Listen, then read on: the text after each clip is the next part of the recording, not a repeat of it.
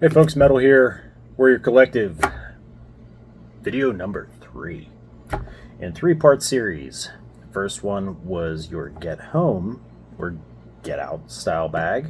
Second one was more of a sustainment, hunters kind of stuff, you know. Now this one here is geared towards my boys, the Minutemans. Here we go. If you're the risky Krisky administrative results, if you're into my boy Jay, the modern Minuteman, things like that, this bag's more along the lines for you folks. So grab a cold one, grab a warm one, light up a stogie, put in a dip, kick back.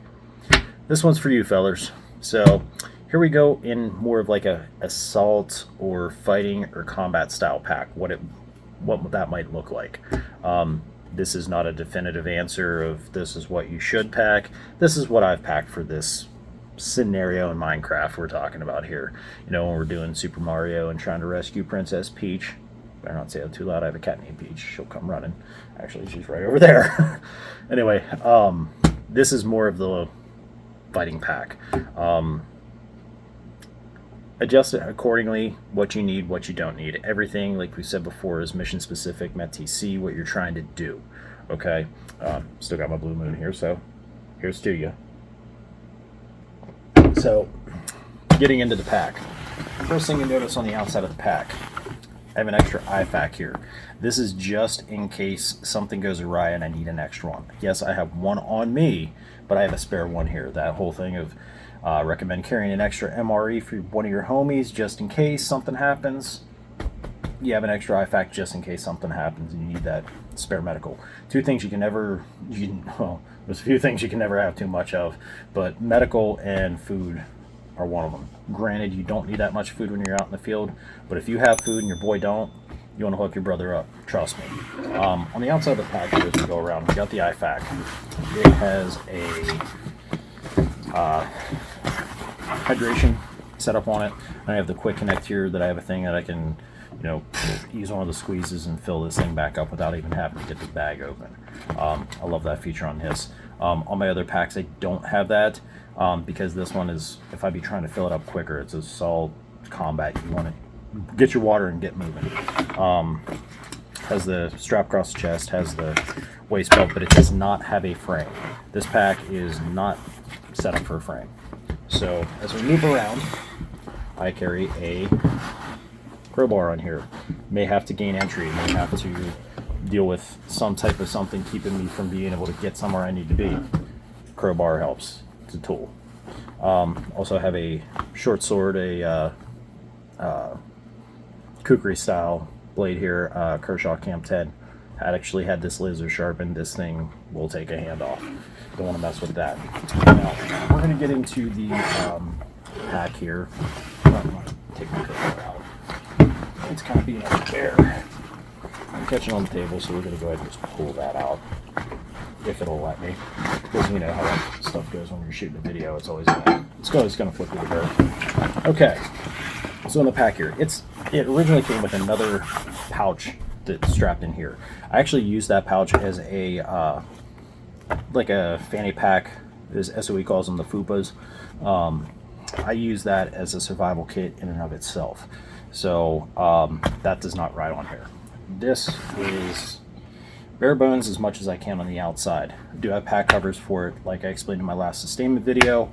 You have different pack covers for different situations. I always recommend having some type of scrim depending on your environment. Always have the scrim for the environment, okay? So as we get into this pack, I'm going to start on the outside and work my way in. I have, in this pack right here, I have 6 magazines. I have 2 more in the bottom here. I kind of have them down in a tight little thing I got to pull out, but you get the point. There's 6 magazines in here ready to rock. On my plate carrier, on my chest rig, I have 6, plus 1 on my battle belt, plus 1 on my gun, so that gives me a total of 8. There's 6 here, plus 2 more in here, gives me 8. I also carry 2 of the 33 round stickers. I'm a Glock guy, so my 9mm, I have 2 of the 33 round sticks, and I love those things. They work great. I got a crap ton of them, and they're fantastic. These aren't necessarily for sticking into the gun, rather. I can do that. I do that as a last ditch effort, But if I need to reload my other mags on my carrier or my battle belt or something, the 33 rounds give me 66 rounds. That's more than enough to fill the mags I have on me. In this little zipper pouch, I find during the back to school times, when they have like the pencil pouches and like the little organizers and stuff like that, like this thing and this, you can get a lot of cool little zip up and snapping type pouches for putting stuff in to carry around. In here I have a battery bank. I have a little thing with some tools in it for working on my optics. I have an IR strobe set up for signaling on a 9-volt, plus I have extra 9 volts. I have an extra charger cable set up for my radios, because I have adapters for my Baofangs, and plus I have a little cleaning cloth here for my optics. I also have an extra UV5R battery, and I always take and label them and mark them so I know what battery does what, and so on and so forth. Okay, this one I only get about a half charge, so I'm gonna notate that on here. If I run this one and it's the one that's like that's my boo thing for my Baofang, then I mark it as such. Okay, 1238 batteries, 18650s, 9 volts AA's, CR 2030s. I mean, or yeah, 2030s, plus a little extra battery bank for charging up stuff. If I were running ATAC or something like that, I'd put my bigger bank in the bag here, just to keep ATAC running, because it's a battery freaking hog. Don't know from experience or anything. ATAC's awesome, but it kind of sucks down the battery on whatever device you're using it on. I don't know why. It's no different than playing freaking Transformers or some crap. Anyway, I have a couple little 10 rounders in here. These are the Pro Mag Roller Mags, and I don't know if you can see that. I always mark them on the bottom, just like I do my batteries and stuff, so I know what's what. And on these 33s, I still got labels on them, so I know what mag does what. I talked about that lanyard in the last video. I have a clip like this and a lanyard in here too. That's what it looks like. This one's easier to get to than the other one was in the pack, because I had it hooked up and I had to move my water bladder because I keep it behind there. This just clips into there, and I can even use this as an impromptu buzz saw if I need to for signaling. So we got that, and we also got a blue moon. Here's to you. So that's my outside upper higher pack. You also in your packing bags to keep the weight higher. So this pouch sits up higher, so I like to keep that up high end in the back, and it's easy accessible. And if my buddy needs to get into it, he can get into it too. And we get into the main compartment. In here we have extra merino wool socks. I have my PVS 14 in a little case here, and I have extra batteries right there. Everything is in bag and bag and bag in here. Even though I have a pack cover and I have a liner inside of here, I still keep everything waterproofed. Yeah, it takes me a little bit longer to get into it, but it's right on top and it's easy to get to. So there's that. I have a gun wrap. I just threw one of them in here to demonstrate. This gives me something to break up the line of my gun, the linear look of my gun. Some guys will tie scrim, some guys will tape stuffs. You put the different adhesive wraps that are camo. Some guys will throw that on there. I have this gun wrap with bungee. I also have zip ties and stuff that I can attach it, take it off, change it out, use more of a desert scheme one, use more of a winter scheme one, whatever season it dictates. Right now we're in this kind of season, so I'm using that kind of gun wrap.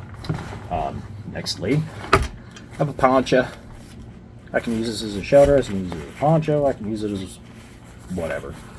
Ponchos are great to have right on top. As we get in here, I'm a big fan of compartmentalizing things. A lot of guys will talk about compartmentalizing. I talked about having some type of netting. This is that.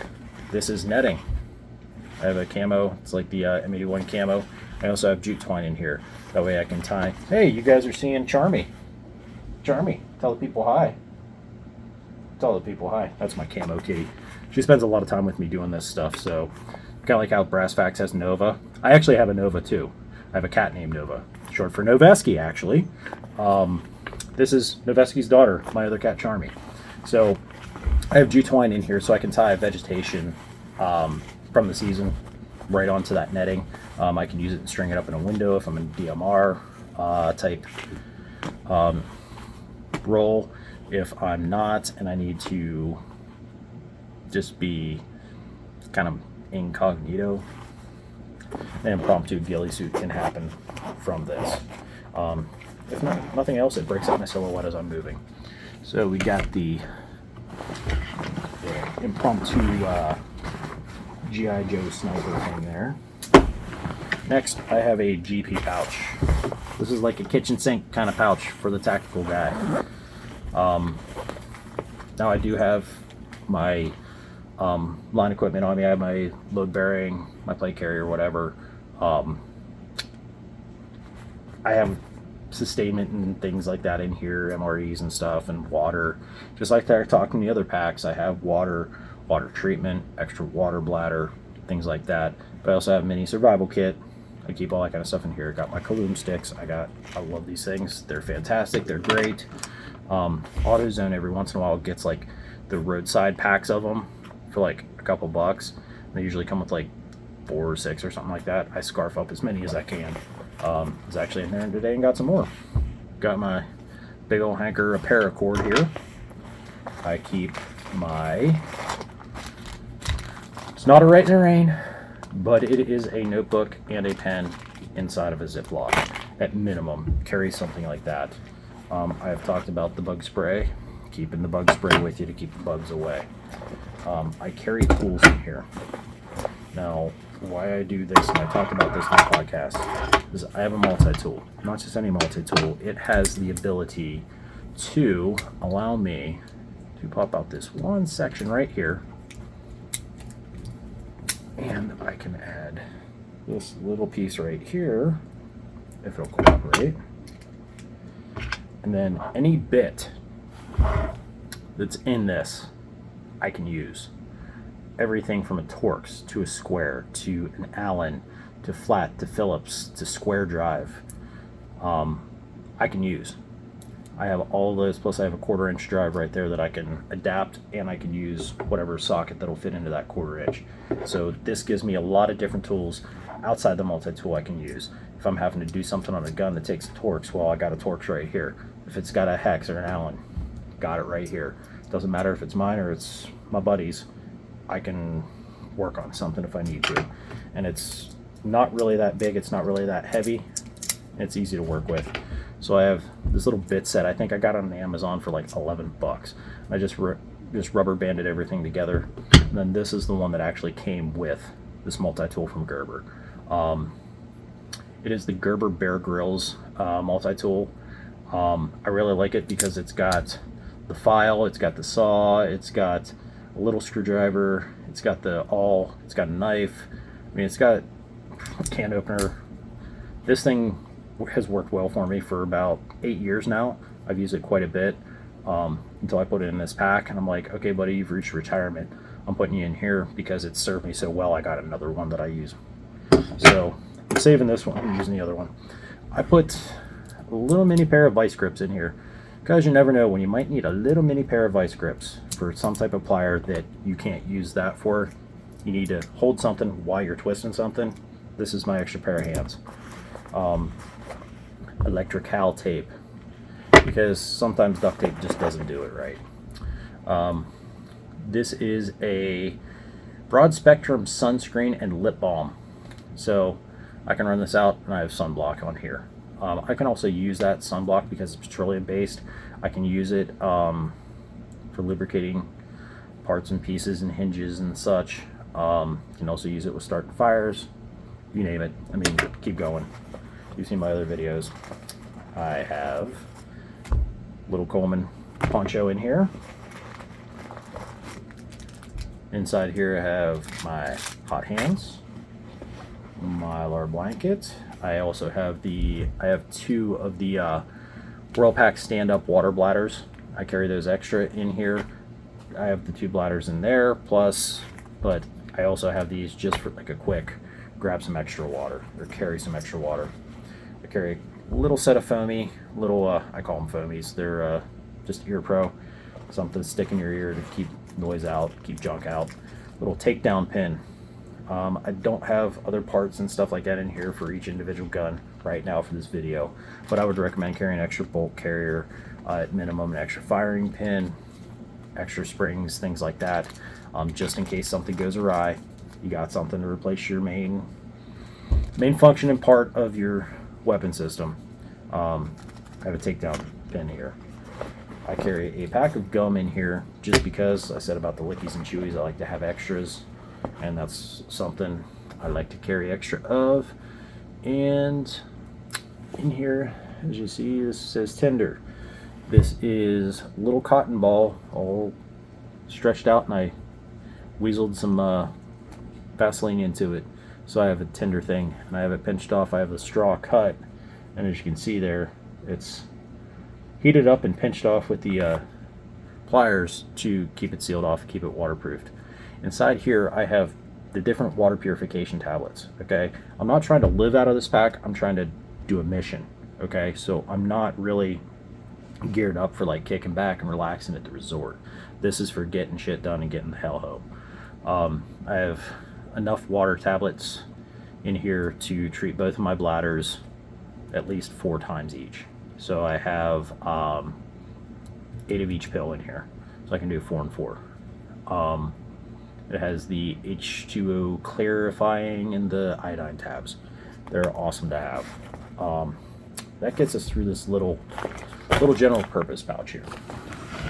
Then we go to my impromptu dump pouch.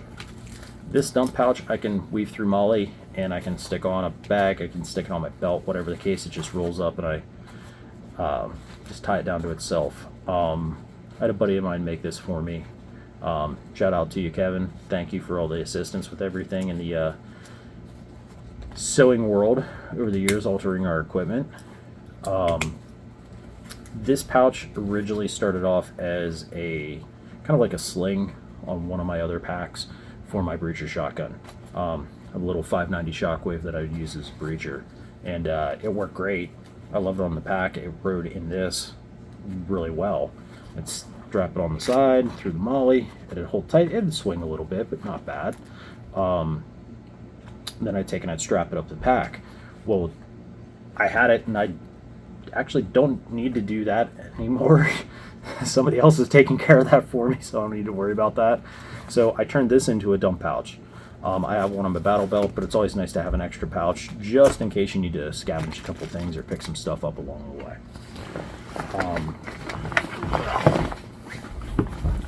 Always keep like a small rag in here for wiping stuff down or cleaning stuff off. It's never bad to have extra rags around. So I always just have a little small one to work with. I have nylon webbing. Okay, I keep it in the pack here, keep it nice. This is like a mule replacement strap for like a crane or something like that for hoisting. It's tubular nylon.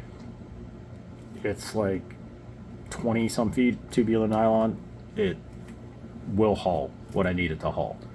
It's rated, I forget what weight limit this was, but we use this to pick up transformers and pick up reclosers and all kinds of things like that at work. The big 3-phase units, where you can use these to pick those up, and they're like close to like 500, 600, 700 pounds easily. But we use these at work, so I keep one of these at the bottom just in case I need an extra type of tubular nylon. Inside here, like I said, the water bladder and all that kind of stuff. I have wipes in here. I also, because I don't know what environment I'm in, I have another gator, so I keep it green. I can rub it in the dirt, something like that, get some leaves and sticks on it to help camouflage it up a bit. And another thing I keep in here, all the way down here at the bottom, this is an insulation wrap for my water bladder, because they can freeze if you're using them in the winter. This wraps it up and helps to insulate it. It's got a special type of material that helps to keep it from freezing. I've also found in your water bladder, if you take and drop a little bit of iodized salt, or you drop a tiny amount of alcohol or vodka, say 70 proof or higher, you can actually keep your water from freezing, and it helps to keep your lines from freezing as you're drinking through it, whatever gets stayed in there. Because alcohol, keeping a handle in the freezer kind of thing, it helps out with that. Not enough that you're tasting it and getting smashed while you're doing things. It's enough to keep stuff from freezing. Also, rubber bands and hot hands. I always say about hot hands and having rubber bands and electrical tape. You can always electrical tape a set of one of the little hot hands to your hydration bladder on the outside. That'll warm that up to keep you from having a frozen water bladder tube. Same thing with your optics. You can also put a hot hands, rubber band it, whatever, tape it to your optics if you're worried about your optics freezing. If you have batteries in there, they can freeze. So make sure you keep that in mind during the winter months. The summer months where you want to stay cool, obviously, but in the winter, when you get cold, they get cold, so warm them up. Catch what I'm saying? Anyway, this is just the get down dirty quick. I threw it together, so you had something to go over here to kind of explain what I'm talking about. In the podcast, I do have navigation equipment. I do have the maps and stuff like that. I'm obviously not showing you my maps. I'm not showing you my nav equipment with the pre-program crap in it, but you get the gist of it. Have your maps, have your navigation, have your compass, have your Garmin Fortrex or your wrist top GPS, whatever you're using. Have those set. Radio, I would throw an extra one of my radios in here. Was out doing some work with them here earlier, so they're all on the chargers. So you know what a Baofeng looks like. You know what any Tone 878 looks like. You can look them up online. Tons of radios out there to study and get into all that. It's very important. But I'd carry an extra radio in here along with the batteries, just in case something happens to one of the radios. I slip, trip, fall, land on it, and hit it on a rock, whatever. I drop it while I'm trying to swap a battery or something that falls in a stream or lake and I can't recover it. I have an extra one. Baofengs are really cheap, so that's kind of nice to have the extras. You can afford to get a couple extra of them to keep around. That's basically going to conclude it for this pack here. I'm just trying to do a real quick down and dirty for these. I'm just going to give you an idea of what you're looking at. Do like, subscribe, comment, talk to us about what we're doing. Tell me I suck. Tell me I'm cool. Tell me you hate my face. I'm good with it. I'm good with it. Just comment. Throw some comments on there. I did a video about the Altoids tin on a Camillus carnivore, little survival kit.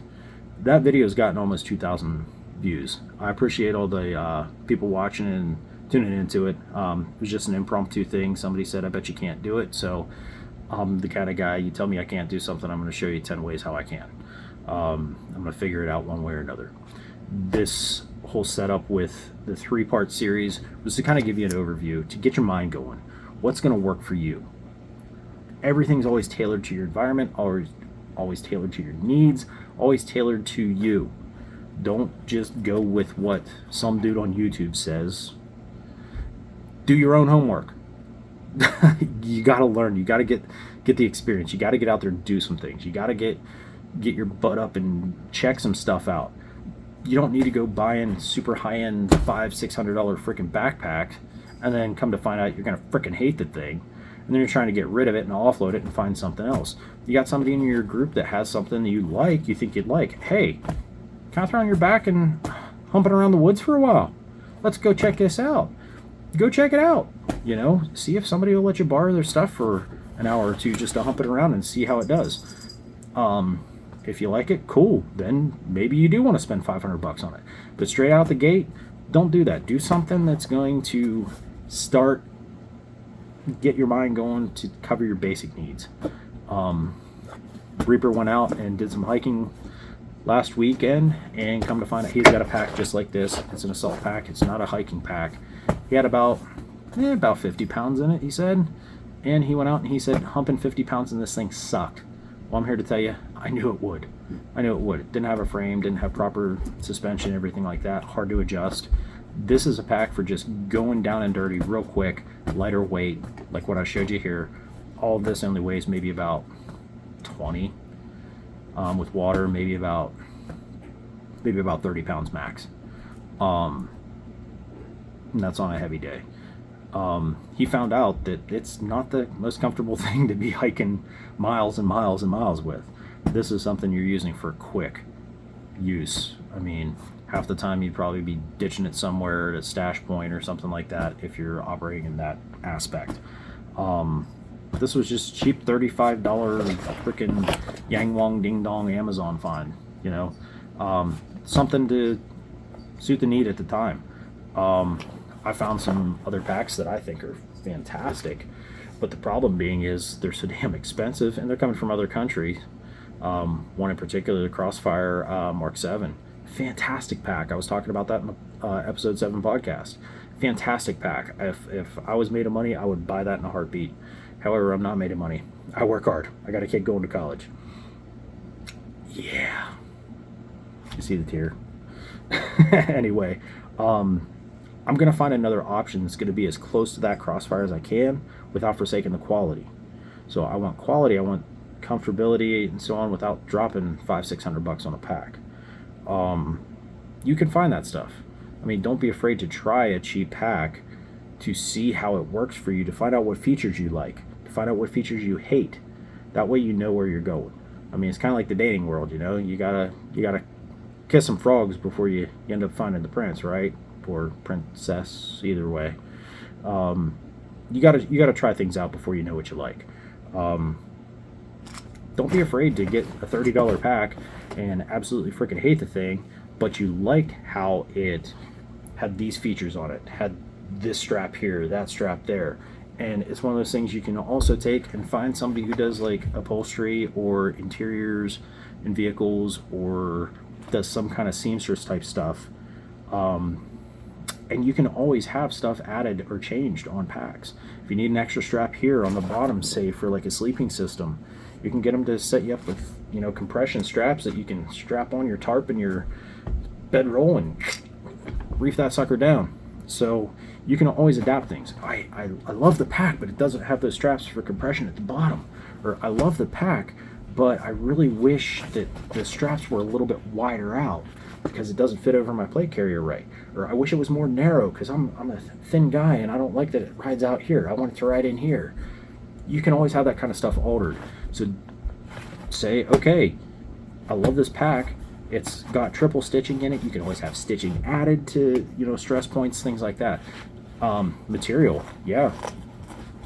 You can always have, you know, extra panels of material put in like weaker points and stuff like that. You can always beef stuff up. How many of y'all have ever bought a beater car and had to do an oil change in it, had to put new tires on it, had to do a brake job, had to da-da-da-da-da, you know? Same kind of principle. But how many of those beater cars lasted you for how long?